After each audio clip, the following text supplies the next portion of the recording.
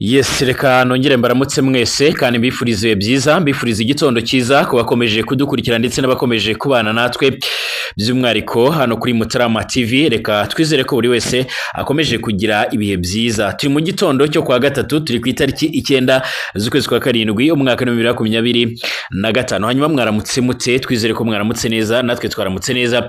Mutubwire uko mumeze nuko mwaramutse munyuze mu mwanya ibitekerezo. Hanyuma shimira abantu bamaze gukanda subscribe, bakomeje kudusubscribinga, abakomeje kubana natwe, abantu mwese mwe musanzwe mudukurikira ku Karabo TV.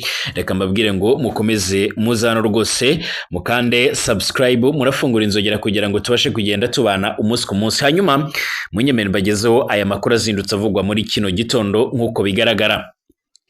Muri Kivu y'Amajyepfo muri Uvira hakomeje kugaragara video zigaragaza abasirikare benshi bakomeje kugenda binjira muri iki gice. Byamaze kwemezwa neza yuko bari guturuka mu gihugu cy'u Burundi nyine, ndetse hari n'abari guturuka mu bice bigiye bitandukanye muri Repubulika ya Demokarasi ya Kongo, haba Kinshasa, haba mu bigo bya gisirikare biherereye Kisangani, Ikindo ndetse no mu bindi bice bimwe na bimwe bigiye bitandukanye. Aba bose ngo bakomeje kuza kugira ngo bahurize hamwe nyine imbaraga kugira ngo babashe kuba bakwigarurira ibice bigiye bitandukanye byamaze gufatwa n'uyu mutwe. Amakuru atugeraho kandi avuga yuko aba basirikare mbere yuko batangira urugamba babongeye guhembwa amafaranga.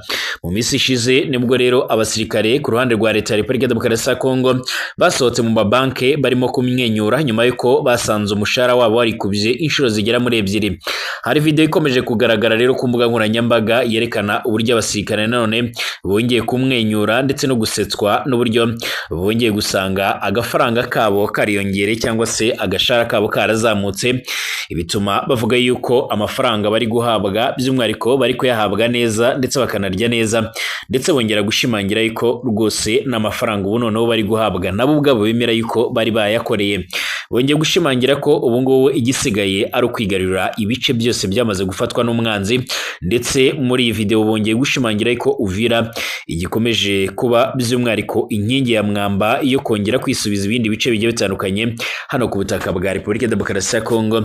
Bongera no gushimangira yuko ingabo z'u Burundi zikomeje kubaba hafi ndetse no kwitwara neza. Hanyuma ndakubwira ibindi bitero bikomeje kugenda bitegurwa aho by'umwariko imitwe igiye itandukanye irimo nk'abazarendo, ingabo z'u Burundi ndetse n'aba FDLR n'ingabo za Kongo bakomeje gutungwa agatoki, nyuma y'iko rero n'ubundi bakomeje kugenda bagaragaza cyangwa se banagaragara yuko ngo baba bari gutegura ibindi bikorwa bigiye bitandukanye bigendanye n'urugamba. Hari n'amakuru avuga yuko rwose uyu mutwe urwanya ubutegetsi bwa Kinshasa wongeye gusubira ku meza y'ibiganiro idoha muri Qatar, nyuma y'ingingo zikomeye cyane zikuye mu masezerano yifujwe ko yasinywa nyine hagati impande zombi, ariko kandi anagaruka ku byifuzo bya ruhande, ariko ubona yuko by'umwariko ari ingingo zinakomereye buri ruhande.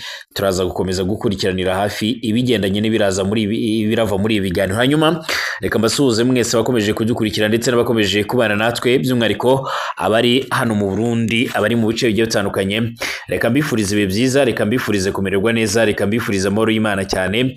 Abari mu Rwanda, muri Uganda, Tanzania na Kenya ndetse n'andi mbifurize ibihe byiza. Hanyuma abadukurikira kandi namwe muherereye Bwota Masimbi mu bihugu bya kure, reka mbabwire ngo mukomeze by'umwariko kubana natwe kandi tubifurije ibihe byiza cyane.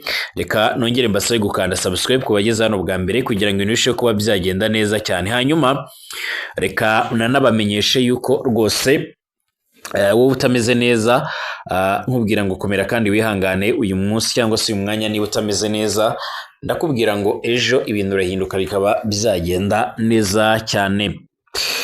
Amakuru akomeje guturuka muri Kivu y'Amajyepfo mu gisagara cya Uvira nayerekana n'ubundi umubare munini w'ingabo zikomeje kwinjira muri ibi bice, ndetse binavuga ko mu masaha y'ijoro hinjizwe ibikoresho bya gisirikare bikomeye cyane. Ibi byose ngo no kugerageza guhuza umugambi ndetse n'imbaraga mu rwego rwo kugira ngo babashe kuba bagera ku rwego rwo hejuru rwo kuba bakwigarurira ibice bigiye bitandukanye. Amakuru dukesha amasoko yacu mu gisirikare cy'u Burundi by'umwariko yemeza yuko mu mujyi wa Goma ndetse ari hano abe hamwe mu hantu haba harambirijwe cyangwa se hatumbirijwe kuba hafatwa, hakiyongeraho n'aha za Bukavu bagomba kuzahera. Amakuru avuga yuko kandi aha hakomeje guteranira umubare w'abasirikare munini cyane ku buryo nta muntu n'umwe urabasha gutahura cyangwa se kuba yamenya umubare w'abasirikare uko bangana. Amakuru atugeraho muri kano kanya ashimangira yuko kandi mbere y'uko urugamba rutangira abasirikare ubona yuko bafite akanyamuneza ndetse banishimye cyane nyuma y'uko bamaze guhabwa umushahara wabo. Video ikomeje kujya ahagaragara irerekana bamwe mu ngabo za Repubulika ya Demokarasi ya Kongo rero zifite amafaranga menshi cyane ubona ziri kuyabara, aho bishimira uburyo rero bakomeje kwishyurwa neza ndetse n'agashara kabo kakaba gakomeje kugenda kiyongera nk'uko bigaragara. Ibi rero ngo biri muri gahunda ya Tshisekedi yatangije kuvugurura igisirikare, haba mu buryo bw'imikorere, mu guhabwa imyitozo, mu buryo bw'imihembere ndetse no guhabwa ibifungurwa cyangwa se ibyo kurya. Ibi byose ngo ni bimwe rero mu bituma abasirikare bashobora kuba bakwitwara neza ku mirongo y'imbere ku rugamba. Binavuga ko kandi atari izi gahunda gusa, Bwana Tshisekedi ngo yamaze kumenya impamvu banatsindwa, binavuga yuko rwose kimwe mu bindi bintu bihari ndetse bizanakurikizwa ari uburyo hazakurikiraho na gahunda zo kwita ku miryango yabo mu rwego rwo kugira ngo buri wese abashe kuba yakwisanga by'umwihariko mu muryango mugari wa FARDC. Amakuru akomeje kugenda tugera rero avuga yuko nyuma yo gukomeza kubona aka kanyamuneza urugamba ruraza gutangira vuba nubwo hatigeze hatangazwa igihe ruzatangirira. Icyakora ibi bikomeje kugenda bikomeje gutuma abo ku ruhande rw'inyeshyamba zihanganye na leta ya Kongo bakomeza kugenda bagira ubwoba bwinshi nyuma y'uko bamaze iminsi batanga amatangazo bavuga ko bakomeje guterwa ubwoba n'uburyo ingabo z'u Burundi zikomeje kugenda zigaragara ndetse n'uburyo zikomeje kugenda by'umwihariko zizana ibisasu ndetse ubona yuko zikomeje kwitegura urugamba. Ntabwo ari ibi gusa kuko kugeza magingo aya ngaya hari andi makuru avuga yuko umutwe wa Twirwaneho ugamije kurengera abanyekongo bo mu bwoko bw'abanyamurenge watanze impuruza ku bitero simusiga ihuriro ry'ingabo za leta ya Repubulika ya Demokarasi ya Kongo ngo ryaba ririmo gutegura kugaba kuri ku baturage nk'uko bigaragara. Iri tangazo cyangwa se impuruza ije nyuma y'uko iyo umutwe wundi ukomeje kurwana na Tshisekedi n'undi wo muri M nawo uherutse gusohora itangazo rikomeye cyane uvuga ko uteye impungenge n'uburyo ibice ugenzura bikomeje kugenda bikikizwa n'ibikoresho bya gisirikare. Uyu mutwe kandi mu itangazo wasohoye washinjije ihuriro rigizwe na FARDC, FDLR, Wazalendo ndetse n'ingabo z'u Burundi kuba rimaze igihe ryaragose abaturage bo mu Minembwe nyuma yo gushinga ibirindiro mu bice by'ingenzi bigiye bitandukanye. Usibye kugota abaturage kandi Twirwaneho inashinza ingabo za leta guhohotera ndetse no kwirukana abanyamurenge mu bice bitandukanye byo mu Minembwe mu gihe zitegura kubagabaho ibitero. Twirwaneho kandi navuga ko usibye kuba ihuriro ry'ingabo za leta riri mu bice bikikije mu Minembwe, inafite amakuru yizewe yuko indege z'intambara za Sukhoi ndetse na za drone z'intambara ziri gutegurirwa Ikisangani ndetse n'Ibujumbura mu Burundi kugira ngo zizaherere ubufasha ingabo zirwanira ku butaka zamaze kugera mu Minembwe. Nababwiye yuko kugeza magingo aya ngaya bitewe na operation irimo gutegurwa ngo hazatangizwa urugamba rwo ku butaka ariko kandi n'urwo mu kirere ruzaba rukomeje kuko izi uburyo bwose ni bumwe mu zifashishwa mu rwego rwo kugira ngo bahuze imbaraga. Byemezwe ko kandi ngo bashaka kuzagaba igitero kimwe kikazaza kibohoje ibice byose baba batekereza ndetse banabyifuza ngo dore yuko aricyo bazaniye aba bacanshuro by'umwihariko basanzwe bazwiho ubushongore n'ubukaka mu bigendanye no kwitwara neza ku mirongo y'imbere ku rugamba. Bivugwa ko angaba kandi harimo n'abaherutse kuva mu gihugu cya Ukraine hari baba bamaze igihe barwanira, hari n'abandi babaga muri Mali no mu bindi bice bigiye bitandukanye nk'uko bikomeje kugenda bigaragara. Uyu mutwe kandi unavuga ko nk'uko bigaragara cyangwa se aba bo muri Twirwaneho bavuga yuko n'ubundi ziriya ndege z'intambara ndetse n'amadrone bigamije kurasa ibirindiro byawo ndetse n'imidugudu ituwe n'abasivile hitwajwe kurwanya iyi mitwe yitwaje ibirwanisho.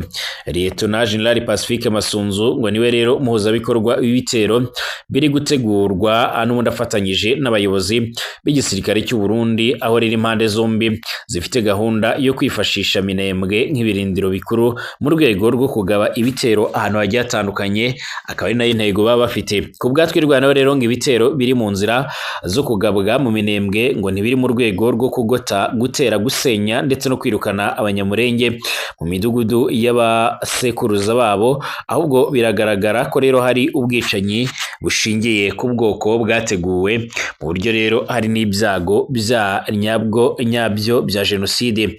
inshuro nyinshi rero hakomeje kugenda hategurwa cyangwa se muri ica hagiye hakomeza kugenda haburamwo amahoro.